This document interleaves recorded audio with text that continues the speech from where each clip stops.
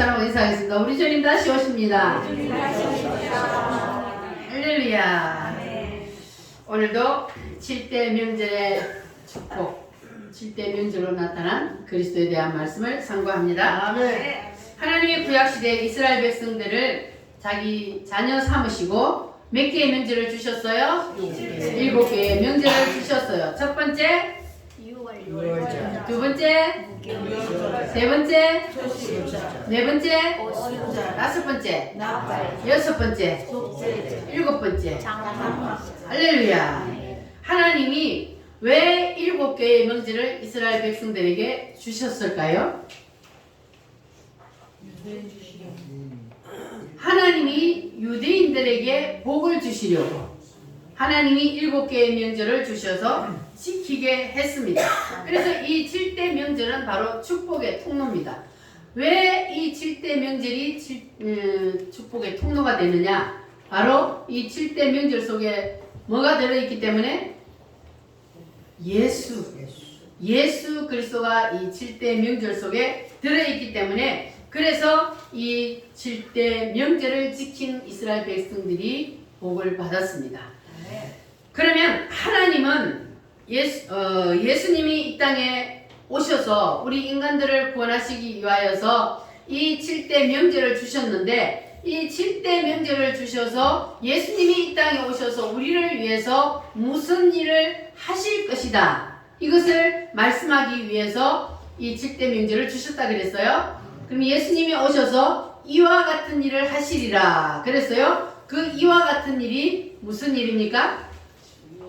예수님이 오셔서 7개 7대 복음, 예수님이 따라합니다. 십자가에 죽으리라, 무덤에 계시리라, 부활하리라, 성령으로 오시리라, 재림하시리라, 알곡과 죽정이를 가리시리라, 정결케 하시리라, 성령으로 오시리라. 빠졌어? 했습니다. 천명왕국을 이루시리라. 예수님이 오셔서 이 7개 7대 복음을 이루어 주신 줄 믿습니까? 아멘. 이것은 확실히 이루어질 줄 믿습니까? 아멘. 할렐루야. 자, 그러면 예수님께서 이 모든 것들을 지금 오순절 성령으로 오시리라 여기까지 이루어졌는데, 그러면 여기까지 이루어졌으면 뒤에 3개의 명절도 반드시 이루어진다, 안 이루어진다? 이루어진다. 반드시 이루어진다는 것을 믿으시기를 바랍니다.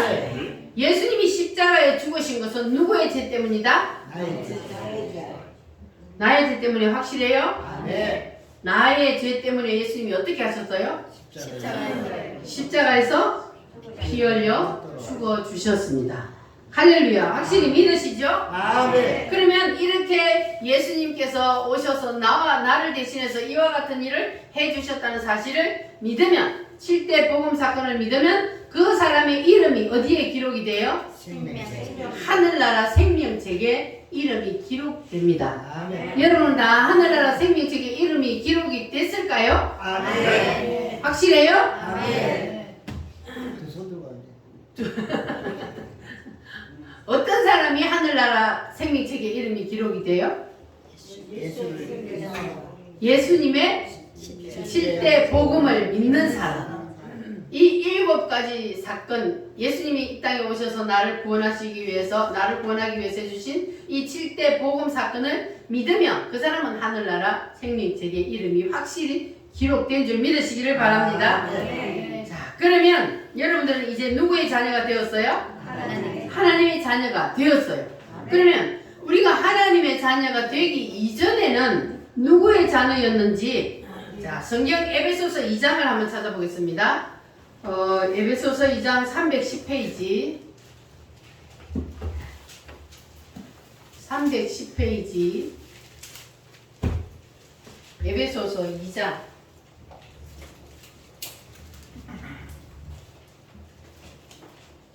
찾으셨으면 아멘. 아멘. 1절로 3절까지 시작. 그는 허물과 죄로 죽었던 너희를 살리셨도다. 그때 너희는 그 가운데서 행하여 이 세상 풍조를 따르고 공중의 권세 잡은 자를 따랐으니 곧 지금 불순종의 아들들 가운데서 역사하는 영이라. 전에는 우리도 그 가운데에서 우리 육체의 욕심을 따라 지내며 육체와 마음에 원하는 것을 하여 다른 이들과 같이 본질상 진노의 자녀이었더니. 자, 여기에 보면은 우리가 예수님을 믿기 전에는 누구의 자녀였어요? 진노의 자녀. 그러면은 누구의 자녀라는 거예요? 사단의 자녀. 그래서 우리가 마귀의 자녀로 살던 사람이 이제는 예수님을 통하여서 누구의 자녀가 되었어요? 하나님의 자녀로 신분이 완전히 바뀌었어요. 자, 그런데 우리가 마귀의 자녀였던 우리가 하나님의 자녀로 신분이 딱 바뀌어서 신분이 상승되었는데, 그렇다고 우리나 말이나 행동이나 그리고 우리가 하는 모든 것들이 금방 싹 바뀌어지지가 않지 않습니까? 그래서 하나님께서는 그런 우리를 하나님의 자녀로서 하나님의 나라의 왕자와 공주로 우리가 그렇게 행동과 말과 사는 모든 모습들이 그렇게 만들기 위해서 하나님께서 우리를 어디에다 던져요? 무덤 속에 던져요. 왜냐하면 우리가 하나님의 자녀가 되었지만 아직 뭐가 남아있기 때문에? 우리의 자아가 살아있기 때문에. 그래서 하나님께서는 우리를 무덤 속에 던져서, 그래서 하나님이 우리를 하나님의 자녀로 만들어 갑니다. 할렐루야. 그러니까 우리는 하나님의 뜻 앞에 내 뜻은 반드시 다 내려놓아야 그래야 우리가 무덤에서 나올 수 있다 그랬어요. 여러분 다 오늘 무덤에서 나오시기를 바랍니다. 그러면 우리가 하나님의 말씀에 무조건 왜 그래요? 하고 토를 달지 말고 말씀에 뭐만 하라고요? 아멘만 해요. 예, 아멘만 하면, 그러면 그것이 곧 하나님의 말씀을 내가 아멘으로 받아들인다. 그러면 내 생각은 내려놓고 하나님의 생각을 받아들인다. 그 말이잖아요. 그러니까 여러분 말씀에 토를 달지 말고 아멘 하시기를 바랍니다. 자, 그렇게 우리가 하나님의 자녀로서 이제 살려면 우리는 이제 세상 사람들의 눈치 보지 말고 누구 눈치 보며 살아야 돼요? 하나님의 눈치를 보며 살아야 돼요. 그래서 하나님의 눈치를 보며 살려면 세상과 우리가 타협을 하면 안 돼요. 세상과 적당히 타협을 하면 우리가 하나님의 눈치 보며 산다고 할 수가 없잖아요. 그러니까 여러분 절대로 이제부터는 세상과 타협하며 살지 마시기 바랍니다. 세상과 타협을 안 하면 그러면은 욕을 먹어야 돼. 비판도 받아. 그래도 괜찮겠어요? 그래도 하나님의 눈치만 보실래요? 할렐루야. 왜 우리가 하나님의 눈치만 보고 세상과 타협하지 않으면 욕을 먹을까? 세상과 교회는 달라요? 동질이에요? 달라요. 교회하고 세상은 동질이 아니에요. 그래서 우리가 교회가 하나님이 주관하고 그리고 세상은 악력이 주관하잖아요. 그러니까 우리가 하나님의 눈치 보고 하나님의 말씀대로 살려고 그러면 세상하고 우리가 짝할 수가 없어. 타협을 할 수가 없어. 그러니까 우리가 세상으로부터 욕을 먹을 수밖에 없는 거예요. 우리가 행동 잘못하고 우리가 말 잘못해가지고 그래가 욕먹는 거, 그거는 그거하고는 달라요. 우리가 주를 위하여서 살면서 세상과 타협하지 않는 그것 때문에 우리가 욕을 먹고 비판을 받는 것, 이것은 많이 여러분 먹을수록 하나님께 영광이 되는 줄 믿습니다. 자, 왜 그래요?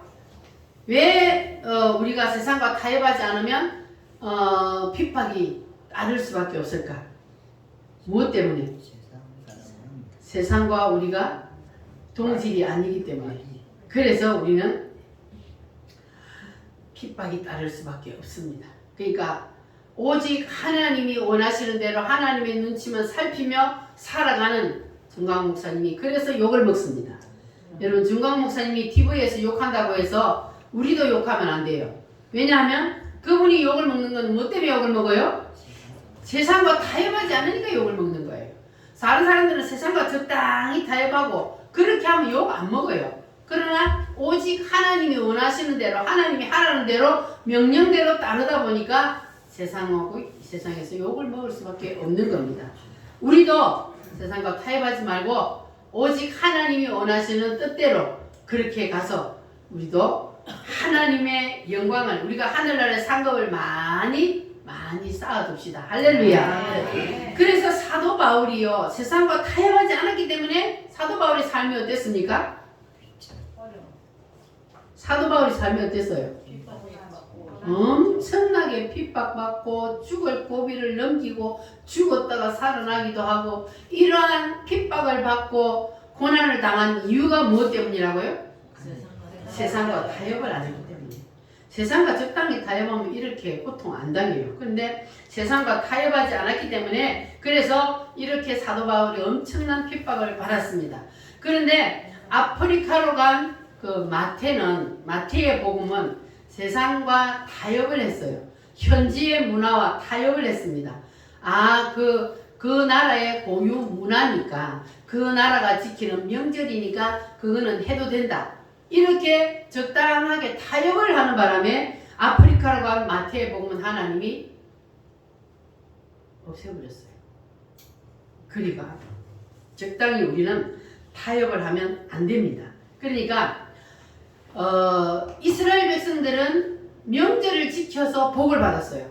그런데 저 아프리카로 간 마태의 복음 그들은 세상과 적당히 타협한 아프리카의 명절을 지켜도 된다 이렇게 했는데 그 사람들은 명절을 지키는데 왜 그러면 저 사람들은 저주를 받고 이스라엘 백성들은 복을 받았을까?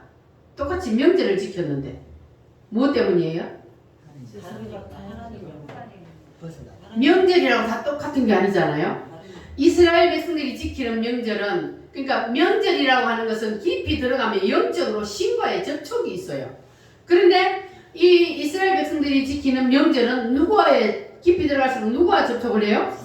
하나님과 접촉을 해요. 그런데 다른 나라의 명절들은 오히려 깊이 들어갈수록 누구와 접촉을 해요? 신과 귀신이요. 그건 귀신과 깊이 자꾸 들어가기 때문에 귀신을 섬기는 명절이기 때문에 그래서 그들은 명절을 지킬수록 저주를 받는 거 그리고 이스라엘 백성들은 명절을 지킬수록 복을 받는 겁니다. 할렐루야. 그러니까 우리나라는 명절을 지켜야 안 지켜요? 우리나라 명절은 우리가 잘 지켜야 돼요? 어떻게 해야 돼요? 우리나라 명절은 누구를 섬기는 명절이요? 귀신을 섬기는 명절이요. 그래서 우리나라의 명절은 바뀌어야 돼. 뭘로? 이 7대 명절로 우리나라도 명절이 바뀌어야 돼.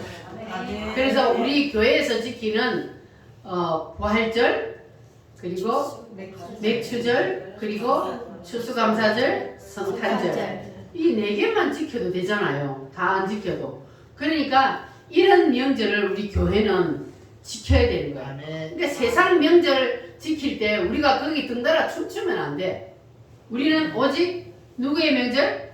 하나님이 주신 명절을 우리는 잘 지켜야 그래야 복을 받습니다. 네. 그러니까 하나님은요 왜 세상 풍습 그리고 적당히 세상과 타협하는 것을 하나님이 싫어하시냐 하면은 그것은 영적 간음으로 여기기 때문에 그래서 하나님께서 싫어하십니다. 하나님 외에 다른 것을 섬기면은 그게 바로 영적으로 간음죄를 짓는 거예요. 그래서 그것을 안 사도 바울은 다른 신을 섬기는 것 절대 용납을 안 했습니다. 그래서 정면으로 그들과 부딪혀서 싸웠기 때문에 핍박을 받았습니다. 자, 그래서 하나님은 세상과 적당히 타협을 했던 마태에 보면 소멸시켜버리고 그리고 끝까지 타협하지 않냐고 복음으로 승부를 걸었던 그 사도 바울의 유럽으로 간 사도 바울의 그 복음을 통해서 그래서 그 복음이 어디로 갔다가 미국으로 갔다가 우리나라로 오게 되었습니다. 할렐루야. 그래서 우리가 믿는 이 복음은 누가 전해준 복음이에요? 바울이 전한 복음을 우리는 믿는 거예요.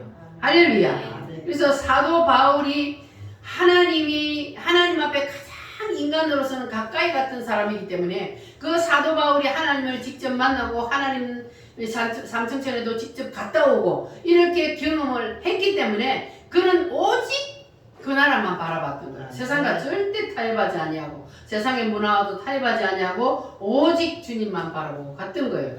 왜냐하면 자기가 직접 갔다 왔으니까 갔다 왔으면 절대로 영은 돌릴 수가 없는 거예요. 우리는 내가 직접 안 갔다 와도 바울이 갔다 온 그것을 우리에게 하나님이 성경을 통해서 보여주셨기 때문에 여러분이 이 사실이 믿어진다면 그러면 여러분도 그 길을 갔다 온 것과 마찬가지예요. 아멘. 여러분 사도 바울이 갔다 온 그 삼층천이 그대로 믿어지십니까? 아멘. 하늘나라가 그 새 예루살렘 메시아의 나라가 있다는 것이 확실히 믿어지십니까? 아멘. 그러면 여러분도 이제는 절대로 세상과 타협하지 마시고 옆눈 돌리지 마시기 바랍니다. 오직 우리는 누구만 바라보고? 하나님만 바라보고 하나님의 눈치만 살피며 살아야 돼요. 세상 사람들 눈치 절대로 보지 마시기 바랍니다. 아멘. 자, 그래서 하나님이 전적으로 이 지지하고 밀어주신 이 바울의 복음의 특징이 뭐냐 하면은 바로 현지 문화와 타협하지 않은 겁니다. 자, 그래서 바울이 전한 이 복음을 믿는 우리도 세상 문화와 절대로 여러분 타협하지 마시길 바랍니다. 세상과 적당히 타협하고 그리고 세상 사람들과 적당히 이렇게 타협하고 살면 이 세상에서 삶은 편안할지 모르지만 그러나 우리는 이 세상의 삶이 마지막이 아니지 않습니까? 우리가 영원히 가서 살아야 할 그곳에서도 과연 우리가 이 땅에서 적당히 세상의 문화와 세상의 명절과 타협을 하고 살았던 그것이 저 세상에 가서도 그것이 상급이 될까? 아닙니다. 그래서 우리는 절대로 세상과 타협을 해서는 안 됩니다. 자, 옆 사람 손잡으시고 세상과 타협하지 맙시다. 절대로 여러분 세상과 타협하지 마시고 오직 하나님의 눈치만 살피며 사시기 바랍니다.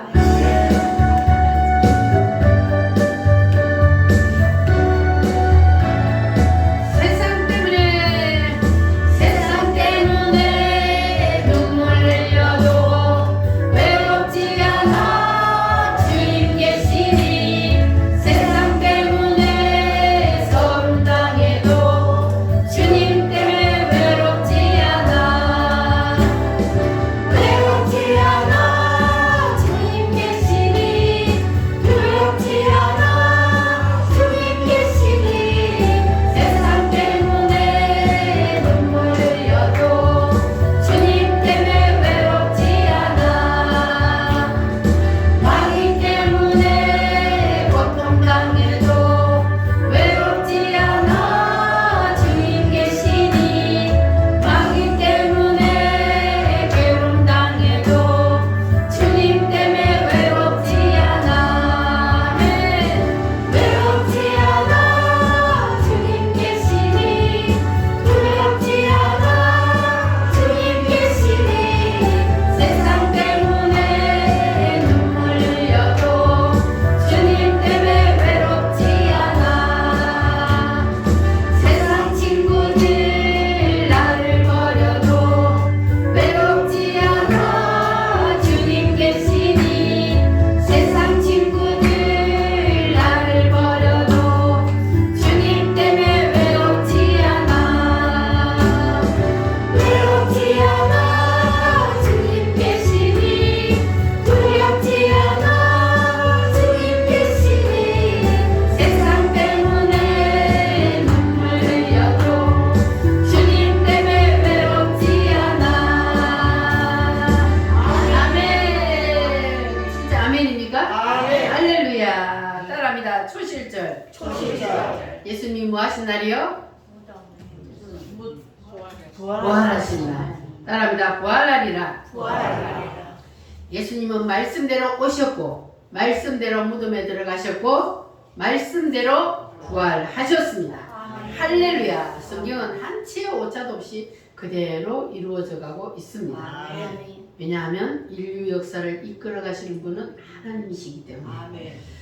그래서 여러분들도 이 우리의 믿음의 조상들처럼 무교절의 무덤을 빨리 끝나고 여러분의 삶 속에서도 삶의 부활을 경험하시기를 바랍니다. 아멘. 그리고 마지막 부활의 그날에는 우리가 가장 영광스러운 그런 부활을 맞는 여러분들이 되시기를 바랍니다. 그리고 그 다음 명절이 무슨 명절이요? 오순절. 오순절은 뭐 하리라? 성령으로 오시리라. 예수님이 오셨어요? 안 오셨어요? 오셨어요. 하늘로 올라가시고 며칠 만에? 하늘나라로 올라가시고 며칠 만에? 40. 10일 만에 오셨지. 10일 만에. 40일은 부활하고 이 땅에 40일 계셨고 그리고 하늘로 올라가시고 그리고 나서는 10일 만에 열흘 만에 성령으로 오셨다 그랬잖아요. 열흘 만에 예수님이 성령으로 오셨습니다. 요한복음 14장 18절 말씀 한번 찾아보겠습니다. 요한복음 14장 18절 172페이지 172페이지 14장 18절 시작. 내가 너희를 고아와 같이 버려두지 아니하고 너희에게로 오리라. 아멘. 자, 이 말씀 뭐냐면 성령 세례 받지 않으면 고아와 같다는 거예요. 그래서 고아가 되지 않으려면 영적으로 고아가 되지 않으려면 반드시 성령 세례를 받아야 되기 때문에 여러분 오늘도 성령 세례의 성부를 그시기를 바랍니다. 방황하는 나에게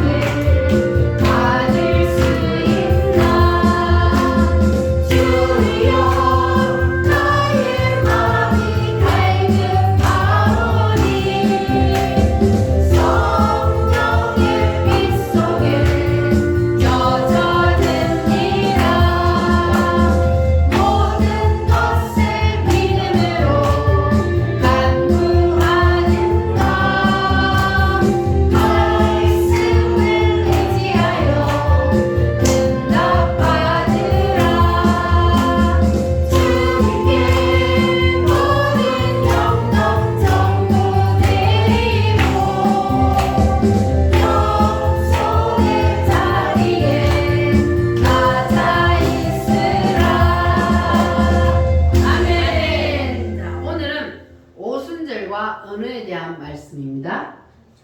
창세기 11장에 보면은 바벨탑 사건이 나옵니다. 아담으로부터 10대까지 내려갔을 때에 세상이 너무 악해져서 하나님이 세상을 물로 싹 썰어버렸습니다. 그런데 그때 구원받은 사람이 몇 명이요? 8명. 누구 식구? 노아의 식구 8명만 딱 구원받고 세상의 모든 코로 호흡하는 모든 생물들은 다 죽었습니다. 하나님은 물로 세상을 심판했는데 그리고 이 노아의 세 아들들을 통해서 다시 하나님께서는 후손들을 번성하게 했습니다. 자, 그리고 나서 이제 노아의 세 아들들은 세상에 다시 사람이 번성하기 시작을 했는데 그러면 노아의 그 후손들이 하나님이 물로 세상을 싹 썰어버렸대 하는 그 얘기를 자기 부모들로부터 계속해서 전해 들었단 말이에요. 그러니까 세상에 사람들이 이제 또 아주 많아졌어요. 그런데 그들이 그 얘기를 이제 전해 듣고는 야, 하나님이 또 언제 세상을 물로 썰어버리면 그때 우리가 살아남기 위해서 우리가 탑을 쌓아야 돼. 그리고 탑을 쌓은 게 무슨 탑이요? 바벨탑이요. 그래서 바벨탑은 무너질 성이라 그래요. 무너짐의 대상이에요. 그래서 그들이 바벨탑을 쌓았단 말이에요. 그런데 자, 탑을 쌓기 시작했어요. 막 사람들이 전부 다 모여서 막 탑을 얼마나 큰 탑을 쌓았으면 우리가 이 탑을 어디까지 올라가게 쌓자 그랬어요? 하늘에까지 올라가게 쌓자 하면서 막 탑을 쌓았어요. 그래서 하나님이 가만 보니까 이 인간들이 가관이 아니거든. 그래서 하나님이 탑을 못 쌓게 하기 위해서 하나님이 어떻게 해버렸냐 하면은 그들이 탑을 쌓으면 저들이 손과 발로 막 탑을 쌓아야 되잖아요. 몸으로 일을 해야 되잖아요. 그런데 하나님이 손을 탁 끊어버린 게 아니고 하나님이 뭘 했어요? 언어를 혼잡하게 해버렸다 그랬어요. 근데 탑을 못 쌓게 하려면 다리를 분지르든지 손을 자르든지 그래야 뭐 탑을 못 쌓을 건데 하나님이 언어를 혼잡하게 해버렸다 그랬어요. 자, 그러니까 언어를 혼잡하게 하니까 어때요? 말이 통해요, 안 통해요? 서로 말이 안 통하는 거예요. 그러다가 탑을 쌓을 수 없는 거예요. 그러니까 오늘날도 이게 이제 바벨탑에 무너진 그 성에, 그러니까 하나님이 이 인간들이 너무 악하잖아요. 하나님 말씀대로 순종하며 살려고 해야 되는데 그게 아니고 하나님이 세상을 쓸어버리면 우리가 살아남아야 된다는 거기에 목적을 두고 탑을 쌓았단 말이에요. 자, 그래서 하나님이 언어를 바꿔버렸어. 그래서 그걸 저주받은 언어라 그래요. 그러니까 그때부터는 이제 저주받은 언어가 되었어. 그러니까 말이 안 통해요, 서로. 물론 우리가 지금 각 나라마다 언어가 다른 것도 있지만, 그런데 우리가 똑같이 대한민국의 말을, 우리나라의 말을 쓰는데도 시어머니하고 며느리가 말이 안 통해, 부모와 자식이 말이 안 통해. 그럴 때 있어요, 없어요? 있어요. 말을 분명히 같은 말을 쓰는데도 말이 안 통해요. 왜 그렇다고요? 언어가 저주를 받아가지고. 그래서 서로 말이 안 통하는 거예요. 자, 그래서 하나님께서 그렇게 언어를 혼란하게 만들어 버렸는데, 그러다가 이제 오순절날 성령이 부어지니까 하나님이 바벨탑을 못 쌓게 문을 뚫을 때도 언어를 통해서, 저주받은 언어를 통해서 못 쌓게 만들었는데, 하나님께서 다시 회복시키실 때도 다시 언어를 통해서 회복을 시킵니다. 그래서 오순절날 성령이 임하니까 무슨 일이 일어났습니까? 성령이 임하니까 언어가, 방언이 터졌잖아요. 그래서 언어가 다시 회복이 된 거예요. 그걸 오순절의 언어라 그래요. 언어가 다시 회복이 됐어요. 그래서 하나님이 사람을 저주할 때도 뭘로? 언어로. 하나님이 사람을 다시 회복시킬 때도 무엇으로? 언어로 하나님이 다시 회복을 시켰습니다. 그래서 성경이 이렇게 두께가, 각 성경마다 두께가 달라요. 자, 그 이유가 뭐냐 하면은, 예를 들어서 고린도 교회, 고린도 전후서를 보면은 사도 바울이 쓴 다른 성경보다 두께가 더 두꺼워요. 장수가 더 많아요. 이유가 뭘까요? 고린도 교회의 성도들은 믿음이 아직 어려가지고 말을 많이 해야 돼. 가르쳐야 돼, 일일이. 그래서 성경이 장수가 많아요. 그런데 반대로 빌립보 교회나 골로새 교회나 이런 교회들은, 이게 빌립보서, 골로새서 이런 거는 장수가 몇 장이 안 돼요. 그럼 이유가 뭘까요? 믿음이 좋아서 말을 할 필요가 없어. 뭐 때문에? 알아서 잘하니까. 그러니까 이게 알아서 믿음이 들어가면 성숙한 성도들은요, 알아서 잘하게 되어 있어요. 성령님이 직접 가르쳐요. 그러니까 막 일일이 잔소리 안 해도 알아서 자기가 할 일을 다 잘한다고요. 그러니까 잔소리 할 필요 있어요, 없어요? 없어요. 그러니까 성경이 작자고요, 짧아. 근데 고린도 교회는 왜 두껍다고요? 믿음이 어리니까 일일이 말을 다 가르쳐야 돼. 잔소리를 해야 돼. 여러분, 잔소리 듣지 마시기 바랍니다. 뭐 한 사람 잔소리 안 들어요? 믿음이 성숙해져. 성숙해. 그러면은 여러 말이 필요가 없습니다. 할렐루야. 그래서 성령이 임하면 성령이 그 사람을 다 가르치고 인도하고 다 이끌어 가셔요. 그래서 그러면 그때부터는 이제는 말도 달라지고 행동도 달라지고 생각하는 것도 달라지고, 이게 성령이 임하면 그러면 사람이 변화되게 되어 있어요. 할렐루야. 그것도 세게 좀 임해야 돼. 시원찮게 임해갖고는 별로 안 변하더라고, 보니까 사람들이. 요새는 세상이 하도 그냥 너무 험악해가지고 사단이가 너무 사람들을 강하게 붙잡고 있어가지고 거기서 벗어나는 게 힘들어. 그래가지고 성령 세례를 받아도 시원찮게 그냥 받아가지고는 이게 잘 변해지지가 않더라고. 그래서 우리가 성령 세례를 받아도 또 더 강하게 받기 위해서 그래 자꾸 우리가 기도를 해야 되는 거예요. 더 강력한 성령을 부어달라고. 할렐루야. 그래야만이 우리가 정말로 언어도 오순절의 언어로 싹 바뀌어서 똑같은 말을 해도 오순절의 언어로 바뀐 사람이 말을 하면 신경질이 안 나요. 그런데 오순절의 언어가 아닌 사단이 그 속에서 뿜어내는 말을 하면 똑같은 소리를 해도 짜증이 나는 거예요.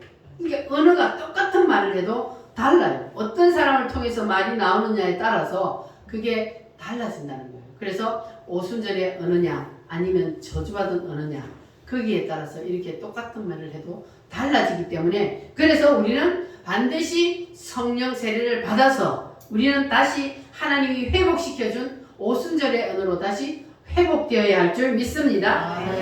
그래서 사도행전 2장 오순절의 역사가 일어난 이후의 사건들을 보면은 그렇게 사람들의 모습이 달라졌잖아요. 예수님이 제자들을 보면 우리가 너무 잘 알 수 있잖아요. 오순절에 성령 세례가 임하고 난 다음에 제자들이 완전히 삶이 싹 변해졌어요.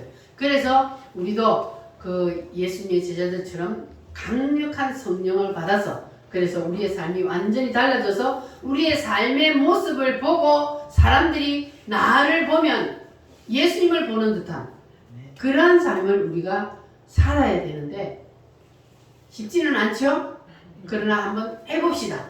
네. 성령님이 내 안에 계시고 그래서 우리가 성령의 도움을 구해서 내 힘으로는 안 되지만 성령의 도움이 있으면 우리도 할 수가 있습니다. 그래서 예수의 빛을 항상 바라는 그러한 저와 여러분이 됩시다. 할렐루야. 다음 이제 나팔절입니다. 나팔절은 뭐라고요? 예수님의 재림입니다. 나팔절은 예수님의 재림이요. 그럼 예수님이 다시 재림할 때는 어린 아기로 와요? 아니면 올라간 모습을 본 그대로 와요? 올라갔던 모습을 예수님이 이제 작년이 다 돼서 올라갔잖아요. 올라간 모습을 본 그대로 내려오시는 거지 다시 아기로 온다 안 그랬어요. 그러니까 지금 신천지나 이런 데 보면은 재림 예수다 그러잖아요. 그런데 신기하게 사람들이 거기에 빠져들어가는 거 보면 너무너무 신기하죠. 지가 재림 예수라는데 그래서 성경을 제대로 확실히 모르면 사람들이 그렇게 그 성경을 갖다가 그 사람한테 딱 맞게 딱 이렇게 풀이를 해버리거든요. 그러니까 그 사람이 재림 예수래. 근데 예수님은 분명히 내가 올라간 모습을 보면 그대로 오리라 그랬지 다시 아기로 누구한테 태어나서 온다고 안 그랬잖아요. 근데 이만희가 올라간 모습을 본 그대로 내려왔어요? 아니잖아요. 부모가 있잖아요. 태어났잖아요. 그런데도 사람들이 거기에 빠져갖고 헤어나오지를 못해. 근데 사단의 역사가 그만큼 지금 말세가 돼서 강하다는 거예요. 그래서 우리는 반드시 이 예수님의 재림과 이 종말론을 정확하게 알아야만이 그래야만이 우리가 이단들에게 있을 대로 안 넘어갑니다. 왜냐하면 이단들은 딱 이런 걸 갖고 사람들을 싹 홀가가거든요. 그래서 여러분 오늘부터 이제 나팔절 예수님의 재림에 대한 말씀을 이제 드릴 텐데 여러분 이 예수님의 재림과 종말론을 확실히 여러분 이제 깨뜨려서 그래서 절대로 흔들리는 믿음이 아니라 우뚝 오뚜기처럼 서는 믿음의 사람이 되시기 바랍니다. 구약시대 유대인들은 나팔절이 되면은 어떻게 했습니까? 나팔절이 되면은 뭐 한다 그랬어요? 양강 나팔을 양의 뿔로 만든 나팔을 부르다 그랬어요. 나팔절이 되면 그리고 전쟁이 나면 또 나팔을 불어요. 나팔을 불어서 전쟁이 났다는 걸 알리는 그런 일을 했어요. 나팔을 불 때. 자, 그래서 예수님의 재림에 대한 모형이 바로 이제 이게 나팔절인데 그런데 마태복음 24장 오늘 읽은 말씀에 보면은요. 마태복음 24장 한번 다시 한번 넘겨볼게요. 앞으로 마태복음 24장 오늘 이 마태복음 24장에 보면은 이게 마지막 뒤에 인자가 오는 것을 보리라 했는데 여기에 보면은 예수님이 재림할 때에 무슨 소리와 함께 온다고요? 나팔 소리. 자, 구름을 타고 온다 그랬잖아요.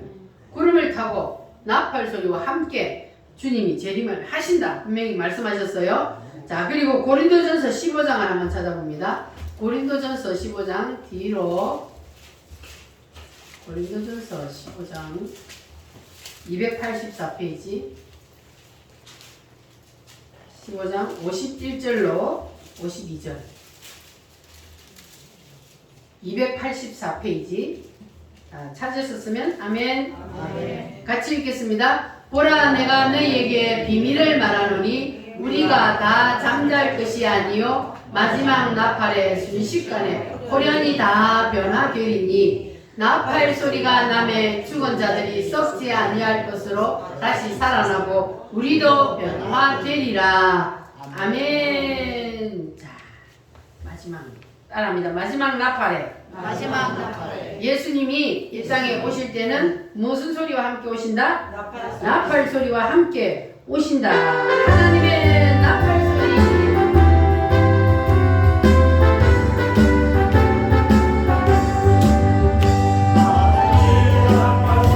천지 진도할 때에 예수 영광 중에 거룩하시고 전사들이 세계 만국 모든 곳에 보내어 구원받은 성도들 모으리.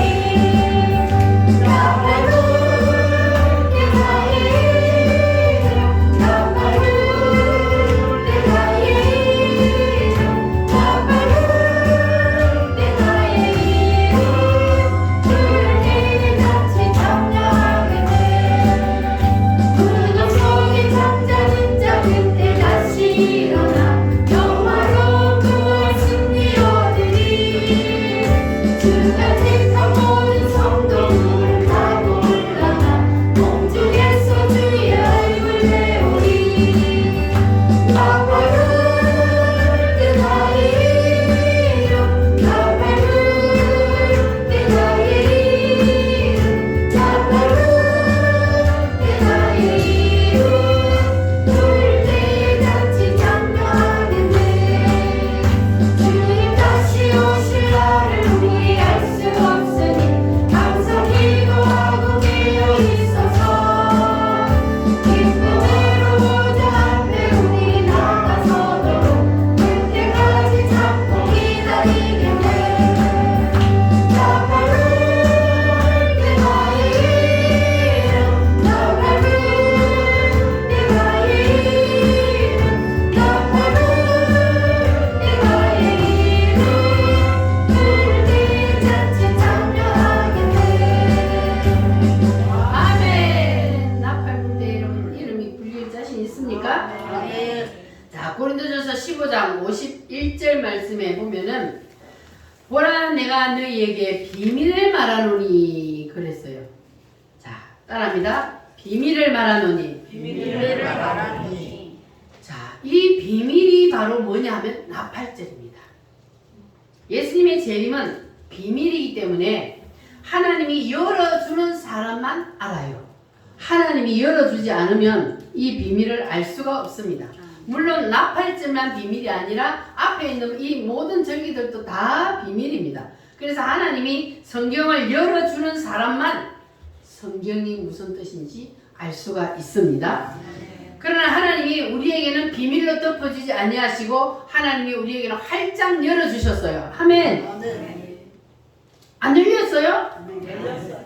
하나님이 우리에게는 성경을 열어주셨어요. 하나님이 성경을 우리에게 주신 의도가 무엇인지 하나님께서 우리에게 열어주셔서 이 말씀을 들을 때 여러분 깨달아지십니까? 아멘. 믿어지십니까? 아멘. 그러면 이것이 여러분에게도 열려진 거예요. 아멘. 할렐루야. 그러니까 하나님이 우리에게는 이 비밀을 덮어두지 아니하고 이제 마지막 때가 되면 봉함한 것을 열어라 그랬잖아요. 그래서 우리에게는 열어주셨습니다. 할렐루야. 네. 구약 성경에 보면 나팔절에 대한 모형이 있는데 뭐냐면 바로 여리고성 사건입니다.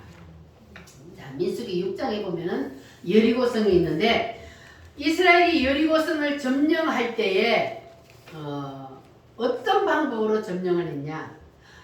하루에 몇 바퀴? 한 바퀴. 그리고 마지막 일곱째 날은 몇 바퀴? 일곱 바퀴. 그리고 나서 뭐 해라? 외쳐라. 그랬어요. 자, 그러니까 하나님의 말씀대로 자 이게 우리가 이성적으로 생각하면 이해가 안 되는 거잖아요. 여리고성이 엄청 튼튼한 건데 이 가나안 땅에 가려면 이 여리고성을 지나야 갈 수 있는데 그런데 이 여리고성이 완전 초롱성 같은 여리고성이 앞에 딱 막고 있으니까 그 성이 무너져야만이 갈 수가 있단 말이에요. 그런데 하나님께서는 가서 싸워라 그러지 않냐고 뭐 했다고요? 그냥 돌아라. 그냥 돌아. 아무 말 하지 말고 그냥 돌아. 하루 돌고 이틀 돌고 3일 돌고 무슨 일이 일어났어요? 그럼 하루 돌고 이틀 돌고 3일 돌아서면 좀 금이라도 가야 될 거 아니야. 근데 금 갔어요? 안 갔어요. 6일째까지도 아무 이상 없었어요. 7바퀴 딱 돌고 나서 외치니까 그때 무너졌어요. 우리가 지금 강화문운동 몇 년 동안 했어요? 7년 동안 했어요. 근데 이 여리고성처럼 아무 우리에게는 희망이 없어 보이지만 그러나 하나님은 마지막에 한 방에 딱 해버려요. 할렐루야. 그래서 여러분 낙심하지 마시기 바랍니다. 하나님은 한 방에 해버려요. 이 여리고성을 무너뜨릴 때 보니까 딱 치릴 때 마지막 날 되었을 때에 무너지잖아요. 그러니까 그전에는 불평하고 불만하고 이렇게 하면 안 돼요. 우리가 그냥 하나님이 시키면 이 사람들은 시키니까 시킨 대로만 했잖아요. 그냥 시키는 대로 모여라 그러면 모이고 일해라 그러면 하고 우리는 그냥 시키는 대로 하기만 하면 돼. 그리고 일은 누가 해요? 여리고성을 무너뜨리는 건 하나님이 하는 거예요. 사람이 못해요. 막 근데 사람들이 막 쳐들어가가지고 막 어디 해야 되지. 그 쳐들어가지고 하면은 그럼 지가 먼저 쳐들어가지 왜 남 보고만 쳐들어가라고. 지는 안 쳐들어가면서 말로만 쳐들어가야 된다 쳐들어가야 된다 이러면서. 근데 쳐들어갔다 그러면 쳐들어가니까 또 어떤 일이 일어나요? 저 서부 지방에 쳐들어가니까 어떤 일이 일어났어요? 그거 전부 다 누구한테 와요? 증강 목사님만 넣으려고 그러는 거예요. 아무 상관없어도 아무 상관없는 일인데도 타겟은 여기로 딱 돌아온단 말이에요. 그러니까 우리는 그런 방법으로 해가지고는 못 이깁니다. 저 사람들을. 오직 우리는 하나님의 방법으로 이기는 거예요. 하나님만 바라보고 하나님이 어떻게 하실지 하나님이 시킨 대로 우리는 그냥 순종만 하면 되는 거예요. 할렐루야. 내 생각은 내려놓고 하나님의 방법과 하나님의 뜻이 무엇인지 그냥 거기만 따라가면 하나님이 일하실 줄 믿습니다. 자, 그래서 이 여리고성이 무너질 때도 바로 7바퀴 돌고 외쳐라 할 때 그때에 여리고성이 와장창 무너졌습니다. 할렐루야. 그러니까 이 예수님의 재림이 자, 이 여리고성이 무너질 때도 나팔 소리를 불었잖아요. 나팔을 불며 제사장들은 나팔을 불며 그리고 백성들은 일제히 외쳐라 그럴 때에 여리고성이 무너졌습니다. 자, 그처럼 이 우리는 무너질 이 바벨탑이나 그리고 여리고성처럼 이 무너질 성에다가 우리는 목숨을 걸면 안 되고 무너지지 않는 영원한 새 예루살렘 그 성이 우리 앞에 예비되어 있기 때문에 우리는 그 길을 바라보고 나가야 합니다. 할렐루야. 자, 그리고 이 예수님의 재림에 대해서 가장 명확하게 성경에 나와 있는 성경이 뭐냐면 바로 다니엘서입니다. 자, 다니엘서는 이제 봉함했던 것을 지금 열었어요. 봉함해 놨기 때문에 다니엘서는 사람들이 읽어도 무슨 말인지를 몰라요. 그런데 하나님이 이 시대에 이제 열어주셨어요. 마지막 때가 되어서. 자, 그래서 이 다니엘서에 보면은 느부갓네살이라는 왕이 있었는데 이 느부갓네살이 어느 나라의 왕이에요? 느부갓네살이 어느 나라의 왕이에요? 다 잊어버렸어? 잊어버려야지. 느부갓네살이 왕이 어느 나라의 왕이냐? 아무도 몰라? 느부갓네살 왕이 바벨론 왕이에요. 바벨론의 느부갓네살 왕이 하루는 뭘 꿈을 꿨어요. 여러분도 꿈 꿔요? 걔 꿈 꿔놔놓고 그게 하나님 꿈이라고 그러면 곤란해요. 근데 이 느부갓네살 왕은 하나님이 주신 꿈을 꿨단 말이에요. 하나님이 느부갓네살 왕에게 이 꿈을 줬는데 왜 느부갓네살 왕에게 꿈을 줬냐 하면은 지금부터 내가 이 세상 나라를 이렇게 이끌어갈 것이다 하고 그것을 보여주기 위해서 느부갓네살 왕에게 이 꿈을 주셨단 말이에요. 이게 뭡니까? 동상이에요. 동상. 자, 이게 다니엘서 2장에 나오는 동상에 계신데, 자, 이 큰 동상을 보여주셨는데, 따라합니다. 머리는 머리는 금이요, 금이요 바벨론이요, 바벨론이요 가슴은 은이요 은이요, 메데파사요 메데파사요. 자, 배는 동이요 노시요. 배 하면 안 되지. 배는 노시요, 헬라요. 자, 다리는 뭐요? 철이요. 저기요 또 뭐요? 로마요. 열 발가락은 철과 흙이요. 이거는 미래의 나라. 아직 일어나지 않은 나라. 자, 이렇게 이제 큰 동상을 보여주고 이게 금 번쩍번쩍하고 이렇게 해가 이 큰 동상을 보여주는데, 그런데 이 동상이 누구에게 보여줬다고요? 느부갓네살 왕에게 보여줬어요. 느부갓네살 왕이 어느 나라의 왕이라고? 바벨론의 왕이요. 그 바벨론 왕에게 저기 이 큰 동상을 보여줬는데, 동상을 보여준 이유가 뭐라고요? 앞으로 내가 세상 역사를 이렇게 이끌어갈 것이다. 지금 이 바벨론 시대잖아요. 느부갓네살 왕이 바벨론 시대예요. 그러면 요 밑에 나라들은 아직 없어요. 아직 이 나라들은 일어나지 않은 나라들인데, 그런데 이 바벨론 시대에 하나님이 이 큰 동상을 보여주면서 앞으로 내가 역사를 이렇게 이끌어갈 것이다 하고 보여주셨어요. 자, 그래서 바벨론이 영원히 가지 않고 바벨론도 언젠가는 무너진다. 누구에게? 메데와 페르시아예요. 메데파사, 이 두 나라가, 조그마한 나라들이 두 나라가 합쳐져 가지고 군대를 만들어 가지고 바벨론을 쳐서 이겼어요. 자, 그리고 이 메데파사도 영원히 가는 것이 아니고 또 언젠가는 누가? 헬라에 누가? 헬라에 누구? 헬라 하면 누구요? 그치, 알렉산더가 나타나서 이 메데파사, 이 나라 엄청 크거든요. 다 이 제국들이란 말이에요. 그 나라를 무너뜨리고 이게 다시 헬라가 세계를 제패한단 말이에요. 이런 나라들이 이렇게 일어날 것이라는 걸 언제 말했다고요? 여기에 아직까지 이 나라들이 일어나지도 않았는데 하나님이 이런 나라들이 일어날 것인데 내가 이렇게 세상 역사를 이끌어갈 것이라는 걸 보여주셨어요. 그리고 이제 또 헬라도 영원히 가는 것이 아니고 누가 일어나? 로마, 동로마와 서로마, 다리가 두 개니까 동로마, 서로마가 일어나서 헬라를 무너뜨리고 제패를 할 것이다. 자, 그러면 여기까지 지금 역사가 이루어졌어요. 다리까지. 자, 그래서 하나님의 말씀대로 지금 이렇게 역사가 이루어져 간단 말이에요. 자, 그래서 하나님께서 이 느부갓네살 왕에게 이 꿈을 보여줬는데 느부갓네살은 이 꿈이 뭔지를 몰라요. 그래서 꿈을 꾸고는 느부갓네살 왕이 너무너무 무서워가지고 아무것도 할 수가 없고 아침에 일어나서 밥도 먹을 수가 없고 그래서 너무너무 두려워 떨고 있는데 이 꿈을 누가 해석을 해줬어요? 그 나라에 포로로 붙잡혀가 있던 다니엘이 이 꿈을 하나님이 계시를 주셔서 똑같이 다니엘에게도 꿈을 보여주시고 그리고 다니엘에게는 이 느부갓네살 왕에게 주지 않은 해석까지 주셨어요.